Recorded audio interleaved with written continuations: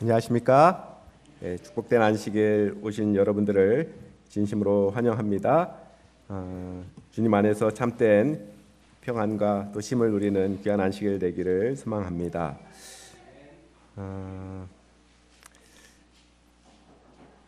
우리 아살새, 아직 살만한 세상이라고 하는 주말이죠. 냄새나는 노숙인 발에 핸드크림 발라준 천사를 찾습니다라고 하는 기사를 오늘 좀 소개해드리겠습니다. 인천공항 노숙인이 지하철에서 겪은 미담, 이렇게 대해주시는 분은 처음, 천사의 감사 인사하고파라고 하는 소제목이 붙어 있습니다. 거리에서 만나는 노숙인에게 가까이 가는 일은 좀처럼 어렵습니다. 도움을 주려는 손길에 상대가 어떤 반응을 보일지 몰라서일 수도 있지만 잘 씻지 못해 나는 냄새 때문이기도 합니다. 노숙인 옆을 지나갈 때 걸음을 재촉하거나 일부러 피해가는 이들이 많습니다. 저 역시 다르지 않습니다. 그런데 여기 한 천사는 노숙인에게 다가가는 것은 물론 냄새나고 다 부르튼 손과 발에 손수 로션까지 발라주었습니다. 서울역 아침 무료 급식소인 아침의 만나에 8개월쯤부터 지금까지 오셔서 아침 식사하는 66세 어느 노숙인이 전해준 이야기입니다. 그는 급식소 봉사자에게 살면서 이런 대접은 처음 받아봤다, 천사를 만났다 라며 연신 자랑하셨다고 합니다. 아침에 만나는 이랜드 복지재단의 사회공헌 사업으로 6개 교회가 함께 운영하고 있습니다. 노숙인이 전해준 이야기를 바탕으로 2월 26일 아침을 재현해 보았습니다. 인천에서 서울역으로 안식밥을 먹으러 가는 길이었습니다. 너무 추운 날씨에 움직이기 싫기도 했지만 따뜻한 아침과 친절한 봉사자들의 얼굴이 떠올라 없는 힘을 짜내 지하철 첫 차에 몸을 실었습니다. 눈을 감고 있었는데 누군가 제 손과 발을 만지는 것에 놀라 눈을 떴습니다. 40에서 50대쯤 중년 여성이 제 앞에 무릎을 꿇고 앉아 핸드크림을 발라주고 있었습니다. 지금까지 살면서 누구에게도 그런 대접을 받아본 적이 없었습니다. 저를 그렇게 대해주는 사람은 그분이 처음이었습니다. 쏟아지는 눈물을 참았습니다. 여성은 제게 자신이 입고 있던 하얀색 프리스 외투를 벗어주려 했습니다. 거절했지만 소용없었습니다. 저는 여성에게 물어봤습니다. 혹시 교회 다니세요? 라고요. 요즘 저는 급식소에서 아침을 기다리면서 짧은 예배를 드리곤 하는데 급식소에 오시는 교회 봉사자들도 많고 또 그들의 헌신적인 행동을 자주 보았기 때문입니다. 여성분은 제게 인천의 어느 교회를 다닌다면서 이름을 말해주곤 자리를 떴습니다. 여성이 주고 간 외투에는 핸드크림과 10,000원짜리 지폐 2장이 들어 있었습니다. 이 노숙인은 이날 급식소에 도착해서 급식소 대표인 구재영 목사님과 봉사자에게 오는 길에 만났던 천사에 대해 여러 번 이야기했습니다. 자신의 손과 발에 정성스레 핸드크림을 발라준 천사를 꼭 찾고 감사 인사를 제대로 드리고 싶기 때문이라고 했습니다.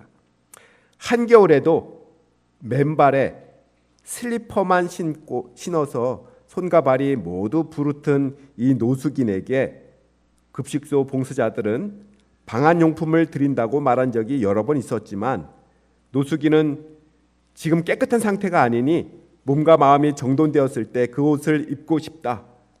지금 새 옷을 입으면 그 옷도 더럽혀질 것 같다 하며 한사코 거절했다고 합니다. 그러나 지하철 천사가 건네준 외투는 그의 단단했던 마음마저 녹였던 것 같습니다. 이렇게 말씀하는 걸 보니 말입니다. 그분에게 정말 감사하게 생각하고 있습니다. 제게 주신 외투도 매일 입고 있습니다. 연말까지 계속 입고 다닐 계획입니다. 여름에도 입을 겁니다. 하나님과 예수님이 저를 감싸주시는 것 같은 기분이 들거든요. 이 노숙인은 여성이 다닌다는 교회 이름을 정확하게 기억했습니다. 찾아보니 인천 미추홀구의 필그림 교회였습니다.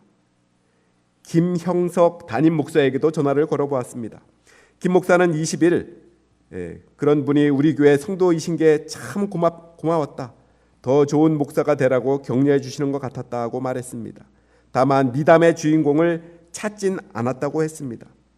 지난 9일 설교에서 하나님이 다 아실 테니 그 성도님이 굳이 누구인지 찾고 싶지 않다는 마음을 전했다고 부연했습니다. 이 교회 교인이 노숙인에게 스스럼 없이 다가간 건 평소 사역과 무관치 않아 보였습니다. 교회는 일주일에 사흘 아침에 만나 배식 봉사를 맡고 있다고 하네요. 또 인천의 교회 5곳이 모인 초교파 모임 마가의 다락방의 일원으로 코로나19 당시 무료 급식소가 문을 닫았을 때 노숙인과 쪽방촌에 도시락 나눔 사역을 하기도 했습니다. 김 목사님은 처음 이 사연을 전해 듣고는 그분은 우리 교회 교인일 리 없다. 천사일 거다. 라고 농담을 했다고 합니다. 저도 그의 말에 100% 공감 가는 바입니다. 이 국민일보 신문에 나온 기사입니다. 마음이 정말 따뜻해지죠? 다음 주 한 주간 우리 모두가 실천할 TMI입니다. 83번 장례를 치른 가정에 음식을 가져다 주세요. 87번 군복무 중인 이들에게 편지나 카드를 보내세요. 74번 그대에게 친절을 베푼 이에게 감사하다고 말하세요. 74번 이 말씀은 뭐 누구든지 할 수가 있겠죠, 쉽게. 한 주간 실천해 주시기 바랍니다. 오늘은 주께 깊이 숨자라고 하는 제목으로 말씀을 드리도록 하겠습니다. 성경 말씀 민수기 35장 6절부터 있는 말씀입니다. 6절부터 있는 말씀. 너희가 레위인에게 줄 성읍은 살인자들이 피하게 할 도피성으로 6성읍이요 그 외에 42성읍이라. 너희를 11절 너희를 위하여 성읍을 도피성으로 정하여 부지 중에 살인한 자가 그리로 피하게 하라. 피를 보복하는 자의 손에서 살인자를 건져내어 그가 피하였던 도피성으로 돌려보낼 것이요 그는 거룩한 기름 부음을 받은 대제사장이 죽기까지 거기 거주할 것이니라. 그러나 살인자가 어느 때든지 그 피하였던 도피성 지경 밖에 나가면 피를 보복하는 자가 도피성 지경 밖에서 그 살인자를 만나 죽일지라도 피 흘린 죄가 없나니 이는 살인자가 대제사장이 죽기까지 그 도피성에 머물러야 할 것임이라. 대제사장이 죽은 후에는 그 살인자가 자기 소유의 땅으로 돌아갈 수 있느니라. 32절 또 도피성에 피한 자는 대제사장이 죽기 전에는 속전을 받고 그의 땅으로 돌아가 거주하게 하지 말 것이니라.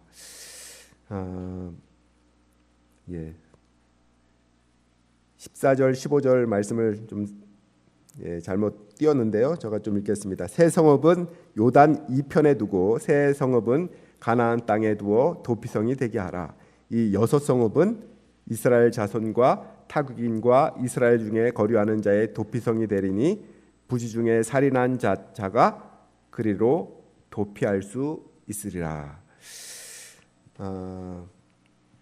오늘을 살아가고 있는 사람들의 심리 상태를 가장 잘 묘사한 이 시편 구절이 있다면 시편 38편 8절이 아닐까 생각해 봅니다. 내가 피곤하고 심히 상하였음에 마음이 불안하여 신음하나이다. 뭐 가족은 가족대로, 직장은 직장대로, 사회는 사회대로 또 시국이 혼란스럽고 또 안보 상황은 안보 상황대로 불안하기 그지 없습니다. 뭐 정치, 경제, 사회 모두 어렵습니다. 지난 3월 14일 청도에서 시작된 이 영남권 산불이 지난 안식일 우리 22일에는 뭐 의성, 안동, 울주, 김해 등 정말 태풍급 속도로 경북 북동부권 5개 시군으로 확산하였고 정말 역대 최대 이 최악의 정말 결과를 낸 피해를 낸 이 산불이 뭐 어제 소식으로는 149시간 만에 주불이 좀 진화가 됐다, 잔불 정리만 남았다라고 소식을 전했었는데 오늘 밤 사이에 또 안동과 의성에서 또 재발화가 되었다라는 소식을 듣게 됩니다.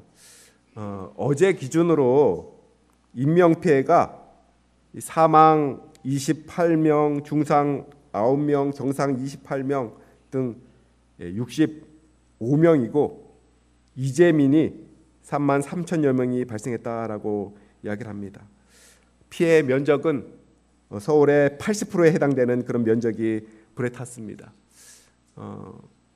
오늘은 이 인명피해가 5명이 더 늘었다라고 하는 그런 소식도 들려옵니다. 정말 불안하고 걱정되는 세상입니다. 쉼과 안전을 보장받고 싶습니다. 미국에서 수억 달러를 호가하는 이 안전보장 별장, 이 별장이 분양되었던 적이 있습니다. 그 별장 안에 들어가게 되면 핵폭탄이 바로 위에 터져도 안전하다라고 이 분양 회사가 말했습니다. 몇 달치의 음식을 보관 저장할 수 있는 시설들과 또 여러 문화 시설들이 갖추어져 있었습니다. 이 분양 광고가 나간 지 얼마 되지 않아서 정말 주문이 쇄도해서 금방 마감이 되었다라고 하는 이야기를 들은 적이 있습니다. 이 한국 사람은 전쟁이 나면 뭐 미국으로 도망간다고 하는데 미국에 있는 부자들은 두려워서 땅으로 숨으려고 합니다. 과연 안전한 곳이 이 땅에 있습니까, 없습니까? 이렇게 깊이 기어 들어가고 숨으려고 하는 심리는 무엇일까요? 저는 오늘 주께 깊이 숨자라고 하는 제목의 말씀으로 심신의 안전을 보장받을 수 있는 유일한 곳을 소개해 드리고자 합니다. 성경상에 최초로 숨은 장면이 나오는 때를 여러분 기억하시죠? 우리 아담과 하와가 무화과 나무 아래 숨은 모습을 창세기 3장에서 보게 됩니다. 무엇 때문에 숨었습니까? 죄 때문에 숨었습니다. 죄는 사람을 불안하게 만듭니다. 그래서 사람으로 숨게 만듭니다. 옛말에 맞은 사람은 뭐 다리 뻗고 자도 때린 사람은 쪼그리고 잔다는 이런 이야기가 있습니다. 죄는 사람을 불안하게 만듭니다. 여기 실수로 사람을 죽게 한 한 사람이 있습니다. 죽은 사람의 가족이 그를 잡아서 보복하려고 달려옵니다. 어떻게 해야 합니까? 당시 가나안 땅에는 뭐 개인적인 보복이 어느 정도 인정이 되었습니다. 정말 잡히면 죽는 것입니다. 그런데 고의성이 없이 실수로 사람을 죽였다고 해도 어떠한 배려가 보복자에게 있을 수 없습니다. 그러나 사랑과 공의의 하나님께서는 이런 사람을 위해서 자비의 배려를 마련해 주셨습니다. 그것이 바로 도피성 제도입니다. 오늘 이 도피성 제도에 나타난 복음을 함께 살펴보려고 합니다. 첫 번째, 이 도피성의 필요성입니다. 다른 사람에게는 몰라도 이 도피성이 누구에게는 필요합니까? 이 조금 전에 말씀드렸던 뭐 고의로가 아닌 실수로 뭐 이렇게 사람을 죽인 그런 사람에게는 필요 차원이 아니요 정말 절대적으로 필요한 것입니다. 생명이 걸린 문제인 것입니다.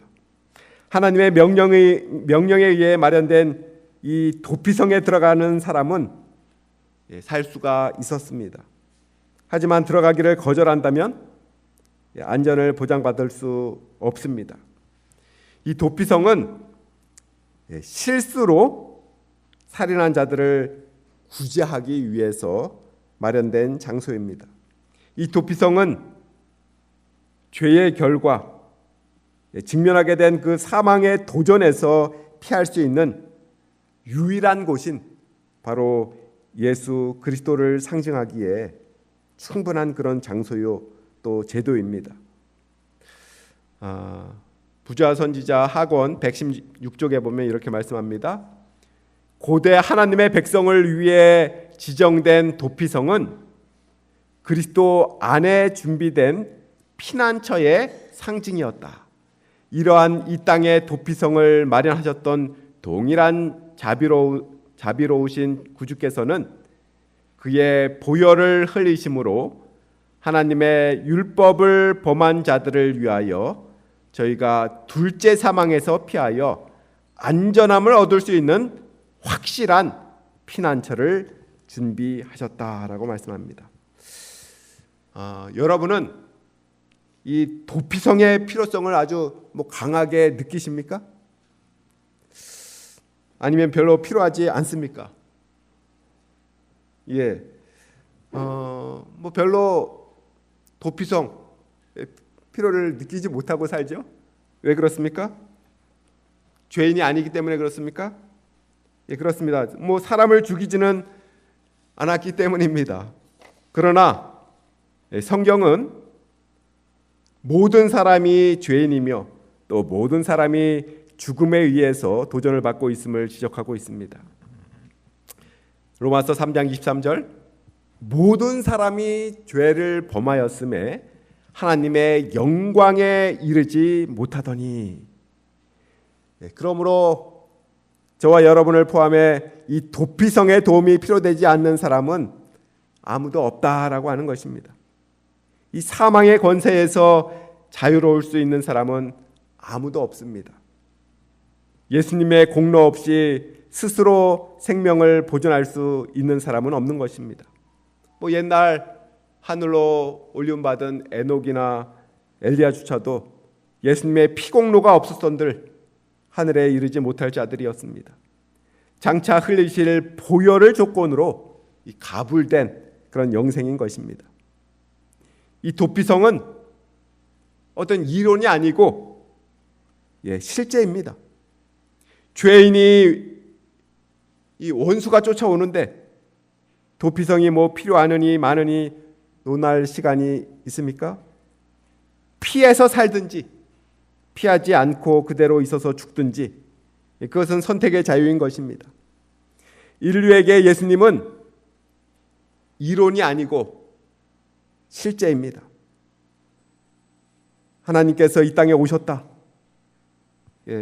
처녀 동정녀 마리아에게서 태어나셨다. 이적들을 행하셨다. 죽음에서 부활하셨다. 어느 하나 정말 인간의 형편에서의 이론상 모순되지 않는 것이 없습니다만 이는 현실입니다. 물에 빠진 사람이 지푸라기라도 잡는다고 도피성으로 피하는 것은 설명할 필요가 없는 본능이며 현실입니다. 예수님께 나아오는 것은 정상적인 사람의 정상적인 모습입니다. 나는 안 죽였어. 나는 죄인이 아니야. 나는 죽지 않을 거야 라고 말하다가 원수에게 사로잡혀 죽는다면 그의 말과 그의 주장이 무슨 소용이 있겠습니까? 나는 죄인이요. 나는 도피성이 필요하다. 나에게는 예수님이 필요하다라고 느끼는 것이 바로 영생의 첫 단추임을 기억해야 합니다. 예수님이 우리에게 필요하다는 것은 바로 깊이 생각할 필요도 없는 바로 현실인 것입니다.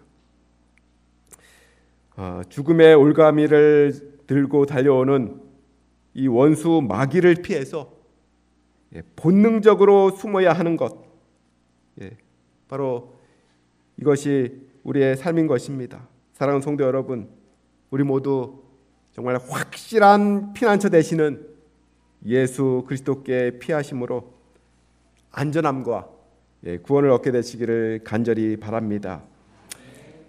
이 도피성 제도에 나타난 복음 두 번째는 도피성의 보편성입니다.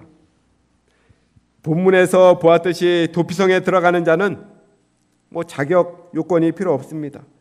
누구에게나 개방되어 있습니다. 유대인이든 이방인이든 누구든지 이용할 수 있었습니다. 또한 원하는 사람은 누구든지 어렵지 않게 들어갈 수 있도록 준비를 갖추어 놓았습니다.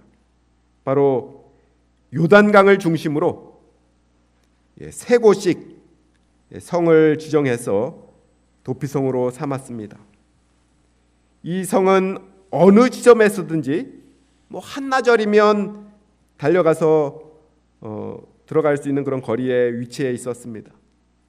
어느 곳에서든지 마라톤 코스보다 조금 긴 이 48km 내에 있었습니다. 또한 도피성으로 이 가는 길은 다른 길보다 아주 잘 정비가 되어 있어서 거칠 것 없이 달려갈 수 있었습니다. 또한 도피성을 찾아가는데 헤매지 않고 찾아갈 수 있도록 도피성으로 가는 길에 이정표를 설치를 해서 빠르게 안전하게 찾아갈 수 있도록 만들어 놓았습니다. 피로를 느끼는 모든 사람들이 이 도피성에 피할 수 있게 만든 것입니다.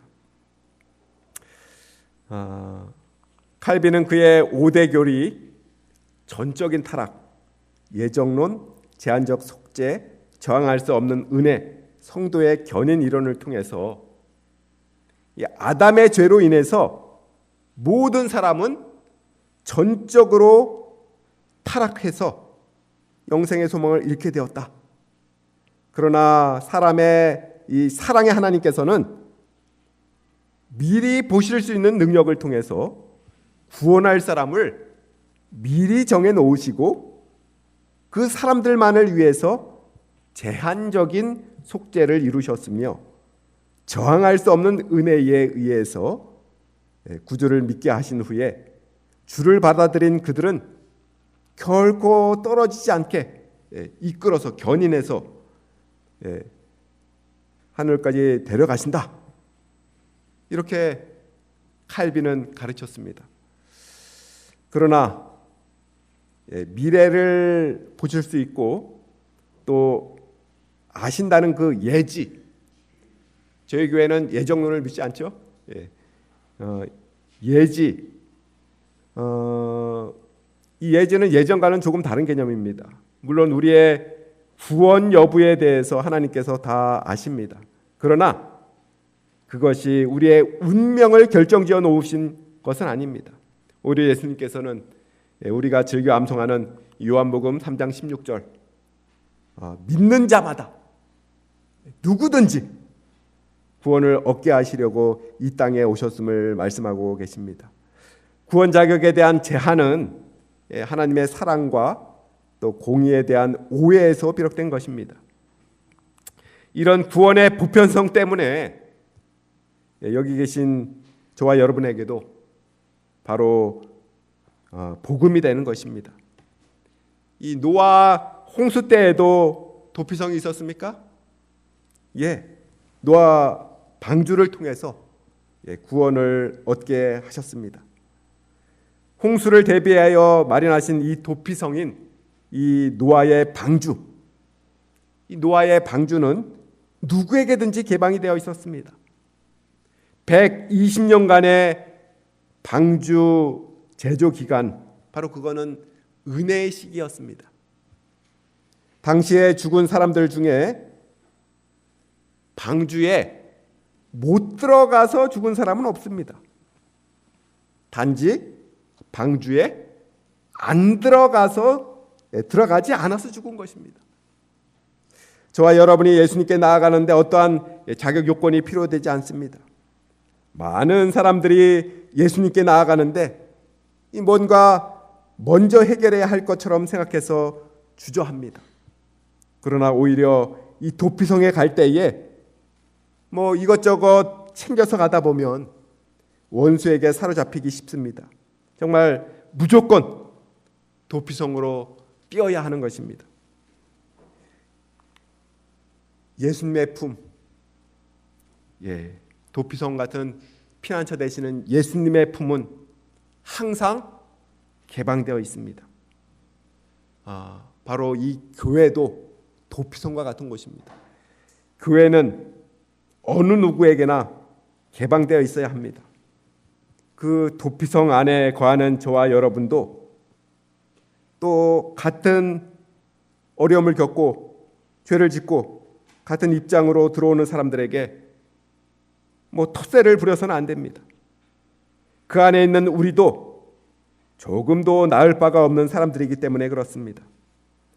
동병상련의 정신, 동질의식이 필요합니다. 이 도피성 안에 있던 사람들, 바로 도피성 안에서의 그 정신은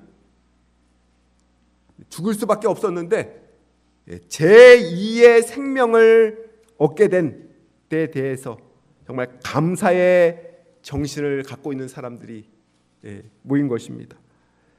바로 우리도 그런 정신을 가져야 되겠죠. 교도소와 교회는 모두 죄인이 모인 곳입니다. 교도소, 교회, 교자 돌림이죠. 근데 다른 점이 뭘까요? 바로 이런 정신의 차이인 것입니다. 교도소에는 운이 나빠서 들어가는 곳이지만 교회는 감사함으로 가는 곳입니다. 교도소는 죄를 짓고 형벌을 받기 위해 가지만 이 교회는 죄에서부터 구원받기 위해서 갑니다. 그래서 누구에게나 열려 있습니다. 누구나 모두가 죽음에서 구원받을 수 있는 이 도피성을 허락하신 하나님의 큰 은혜에 깊이 감사하게 되시기를 간절히 바랍니다. 세 번째로는 도피성의 절대성입니다. 이 도피성에는 원하는 사람은 누구든지 들어갈 수 있었다라고 했습니다. 이 도피성에서 그러나 안전을 누리기 위해서는 어떻게만 됐어요? 도피성 그 안에서만 있어야 했습니다. 당시에 대제사장이 죽을 때까지 도피성에서 나오면 안 되었습니다. 그러니까 뭐 기약이 없는 것입니다. 한 사람이 실수로 사람을 죽인 후에 도피성에 피해 있습니다. 뭐 조마조마한 마음으로 한동안을 지냈을 것입니다. 근데 이 몇 해가 지났는지 모르지만 이제는 뭐 도피성 안에서 살아가는 그 삶이 너무나도 또 지루하고 실증을 느끼게 됩니다. 바깥 세상이 궁금하고 또 가족도 궁금합니다. 그래서 슬금슬금 성 입구까지 와서 동정을 살핍니다. 조용하고 평화롭습니다. 밖으로 나간들 무슨 문제가 생길 것 같지 않습니다. 며칠을 망설이다 밖으로 조금 나가보았습니다. 그런데 염려했던 원수의 공격은커녕 오히려 상쾌하기만 합니다. 몇 번을 반복하자 이제는 대담해졌습니다. 처음에는 야구에서 도루를 시도하는 사람처럼 신중을 기하며 밖으로 나왔지만 이제는 대담해졌습니다.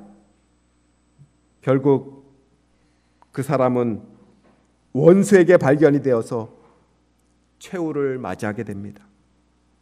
바로 이 도피성은 예수 그리스도를 상징합니다. 우리의 유일한 안전은 바로 예수 그리스도 안에서만 찾을 수 있는 것입니다. 예수님의 보호를 무시하는 자의 최후는 바로 죽음인 것입니다. 이 롯이 아브라함의 조카 롯이 처음부터 대담하게 소돔성으로 들어갔던 것이 아닙니다. 창세기 13장 12절 롯은 평지 성읍들에 머무르며 그 장막을 조금씩 옮겨서 마침내 어디까지? 소돔까지 이르렀더라라고 말씀을 하고 있습니다. 점차 죄에 대하여 무감각해지고 또 대담해지면서 마침내 소돔성까지 옮겨가는 것입니다. 조금씩 소돔성으로 나왔던 이 롯의 가족은 결국 원수의 포로가 되어서 안전을 보장받지 못했습니다. 예수님 안에 있다 보면 세상이 우리를 향해서 손짓합니다. 불안해하지 말고 밖으로 나와서 자유를 누려보라라고 말합니다. 이 달콤한 유혹에 넘어가서 밖으로 나오게 되면 원수 마귀는 정말 한치의 실수 없이 우리를 포획해 갑니다. 사탄이 결코 도피성까지 들어와서 잡아가지는 못합니다.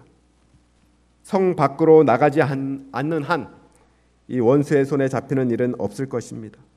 바로 예수님 안에 안전이 있고 예수님 안에 평강이 있고 예수님 안에 참된 자유가 있습니다. 후자 선지자에 있는 말씀입니다. 죄인은 그리스도 안에서 은신처를 찾을 때까지는 영원한 사망을 당할 수밖에 없다. 도피자가 불필요한 배회나 부주의로 인하여 살 수 있는 유일한 기회를 빼앗기는 것처럼 지체함과 무관심이 영혼의 파멸을 가져올 수 있다. 대적 사탄은 하나님의 거룩한 율법을 범하는 모든 사람들을 추적하고 있다. 사탄의 위험에 민감하지 못하고 영원한 피난처에서 보호를 받으려고 열렬히 노력하지 않는 자들은 파괴자 사탄의 무엇이 될 것이다? 재물이 될 것이다 라고 말씀합니다. 또한 언제고 도피성 밖으로 나아가는 죄인은 복수자의 손에 빠졌다. 그리하여 백성들은 그들의 안전을 위하여 무한히 지혜로우신 하나님께서 정하신 방법을 따라야 함을 배웠다. 그와 마찬가지로 죄인이 죄사함을 얻기 위해서 그리스도를 믿는 것만으로는 충분하지 않다. 죄인은 믿음과 순종으로 그리스도 안에 거하여야 한다라고 말씀하고 있습니다. 그렇습니다. 우리는 그리스도 안에 거해야 합니다. 이 바울의 표가 있다면 무엇일까요? 바울 서신에 보면 계속해서 반복되는 말씀이 그리스도 안에 라고 하는 말입니다. 고린도후서 5장 17절 그리스도 안에 있으면 새로운 피조물이라. 고린도전서 15장 22절 아담 안에서 모든 사람이 죽은 것 같이 그리스도 안에서 모든 사람이 삶을 얻으리라. 고린도후서 1장 21절 우리를 너희와 함께 그리스도 안에서 견고케 하시고 우리에게 기름을 부으신 이는 하나님이시니라. 고린도후서 2장 14절 항상 우리를 그리스도 안에서 이기게 하시고 우리로 말미암아 각지에서 그리스도를 아는 냄새를 나타내시는 하나님께 감사하노라.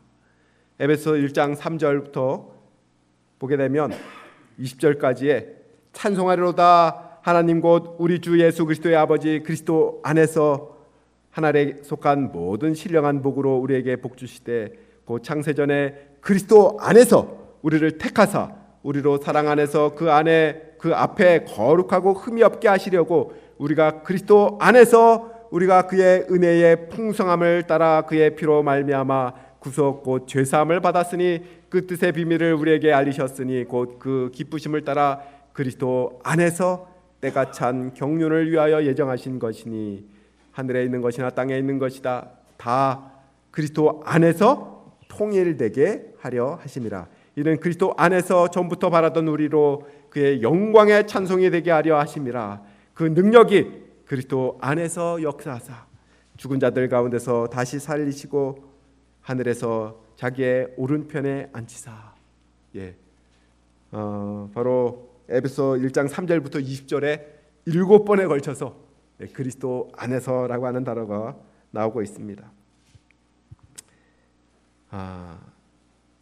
고린도서 1장 28절 우리가 그를 전파하여 각 사람을 권하고 모든 지혜로 각 사람을 가르치면 각 사람을 그리스도 안에서 완전한 자로 세우려 함이니. 줄 잡아서 40번 이상 그리스도 안에서라고 하는 단어를 찾아볼 수가 있습니다.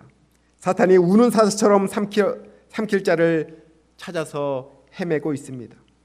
공연히 위험한 모험을 삼가야 되겠습니다. 두려울수록 엄마 품으로 깊이 파고드는 어린아이처럼 우리의 피난처 되시는 그리스도 예수 안에 깊이 숨게 되기를 바랍니다. 여러분의 안전은 그리스도 예수 안에 있습니다. 대제사장이 죽을 때까지 나오지 말아야 했다라고 하는 이 말씀도 예수님의 십자가의 죽으심이 바로 우리를 사망의 권세에서 해방시켜 주셨다라고 하는 것을 가르친다고 할 때에 이건 역시 그리스도 안에 있어야 함을 말하고 있는 것입니다. 도피성 대신 예수님 안에 있으면 대제사장이신 예수님께서 돌아가실 때에 우리도 그 안에서 함께 죽는 것이기에 이제는 우리는 더 이상 다시 죽을 필요가 없게 되는 것입니다.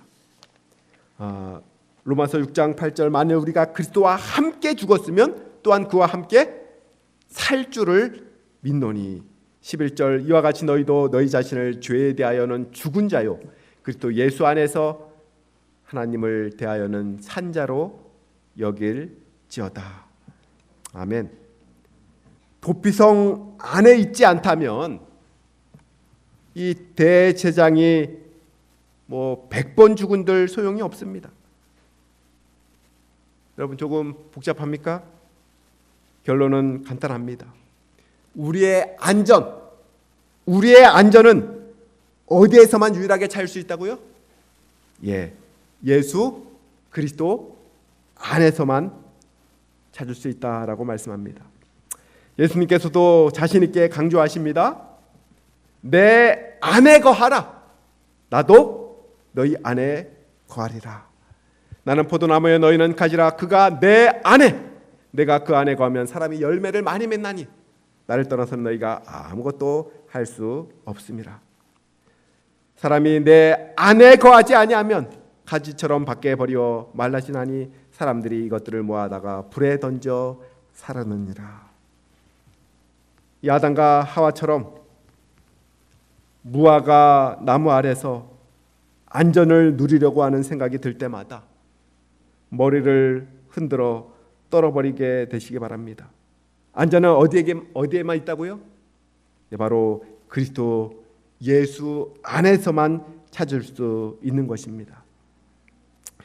예수님을 떠나서 뭔가 해보려는 헛된 모험을 결코 시도하지 말게 되기를 바랍니다. 예수님을 떠나서 해놓은 아무리 큰 일이라도 결국은 원수의 손에 의해 멸망으로 종지부를 찍게 될 것입니다. 어제 이 본가 가족 단톡방에 미국에 살고 있는 누나가 글을 올렸는데요. 미국에 살고 있는데 한국 소식을 저보다도 더 빨리 알고 있습니다. 이번 산불로 청송에 살고 계신 저희 형수님 어머니 집, 그러니까 그 이민용 목사의 처갓집인데요. 그 집과 또 형수님의 오빠네 집이 다 전소되었다라고 합니다. 그래서 위로의 문자를 보냈더니 이 말씀 묵상한 내용을 보내주면서 이럴 때 하나님을 믿는다는 것이 얼마나 감사한 일인지 모르겠다라고 하면서 말씀 묵상한 내용을 보내줬다고 해요. 그 말씀 묵상을 좀 함께 나눠보겠습니다. 오늘의 말씀 묵상 창세기 25장 12절부터 18절. 질문: 아브라함이 죽은 후에 이삭은 어디에 거주하였나? 대답: 11절 부엘라 헤로이 근처에. 중심 사상: 아브라함이 죽은 후에 이삭은 부엘라 헤로이 근처에 거주하였다. 현재적 교훈: 과거의 하나님의 인도하심을 기억할 수 있는 영적 교훈이 있는 환경 속에 있는 것이 신앙생활에 큰 도움이 된다. 묵상. 이삭은 아브라함을 장사 지낸 후 아버지가 말년을 보냈던 곳이면서 리브가를 처음 만난 곳인 부엘라 헤로이에 거하면서 아버지의 믿음과 신앙을 이어나가기로 결심하였다. 이는 이삭이 그의 생애에 기념할 만한 사건이 있었던 곳에 머무를 때 더 하나님을 가까이 할 수 있고 죄의 유혹으로부터 안전하다고 생각했기 때문일 것이다. 사람은 결심과 의지로 바뀌지 않는다. 죄된 본성이 너무나 강하기에 우리의 결심은 썩은 새끼줄처럼 끊어지기 쉽다. 대신 인간은 환경에 의해 변화될 수 있다. 어느 환경에 있느냐가 변화에 있어서 큰 요소이다. 보는 대로 변화되기 때문이다. 바라봄으로 변화되는 것이 변화의 법칙이다. 그래서 나를 어떤 환경에 두느냐가 정말 중요하다. 내 주위에 어떤 사람들이 있느냐도 중요하다. 이런 우리의 연약함을 아시고 우리를 홀로 두지 않으시고 믿음의 공동체를 만드시고 함께 묶어주신 하나님께 감사드린다. 믿음의 공동체 속에서 서로 교제하고 피차 권면하며 하늘까지 함께 갑시다. 적용. 무서운 시련과 고통과 시험이 파도처럼 밀려올 때 홀로 이 파도를 견디기는 결코 쉽지 않을 것이다. 그러나 손을 맞잡고 서로를 격려하고 힘을 주며 함께 할 때 인생의 파도를 훨씬 견디기 쉬울 것이다. 이전에 아버지가 돌아가셨을 때 나는 내 인생에서 한 번도 상상조차 해보지 못했던 큰 파도를 만났었다. 그런데 이때 하나님이 함께 해주셨고 가족들과 교우들과 친구들의 기도와 격려가 큰 힘이 되어 그 힘든 시기를 무사히 지나갈 수 있었다. 우리 가정에 갑자기 또 하나의 거대한 파도가 덮쳤다. 아직도 꿈인지 생시인지 현실감이 오지 않지만 분명한 것은 하나님이 허락하셨기에 하나님께서 이루고자 하시는 뜻이 있다는 것이 마음에 깊이 느껴지며 낙심이나 원망이나 슬픔 대신에 하나님께서 이 일을 어떻게 이루실 것인지에 대한 기대와 소망이 있다. 오늘 아침 모든 가족들이 모여서 기도회를 가졌다. 한 사람씩 돌아가며 기도를 드렸는데 그 누구도 단 한마디의 불평이나 원망하는 사람 없이 모두가 감사의 기도를 드렸다. 이것은 슬픔을 참고 억지로 드린 기도가 아니라 머리를 숙인 그 자리에 우리와 함께 해주신 하나님의 임재가 우리에게 지난날 인도해 주신 하나님의 손길을 기억하게 하셨고 이번에도 함께 해주실 것이 저절로 믿어졌기 때문이다. 가장 힘든 시기에 위로와 평안을 주신 하나님께 진심으로 감사드린다. 그리고 무엇보다 이것을 함께 기억하고 함께 기도할 수 있는 믿음의 가족을 주셔서 감사하다. 너무나도 안타깝고 마음이 아픈 소식이지만 그 속에서 감사와 또 하나님을 바라볼 수 있는 믿음 있는 이 가족들의 모습 속에서 정말 큰 감동이 되었습니다.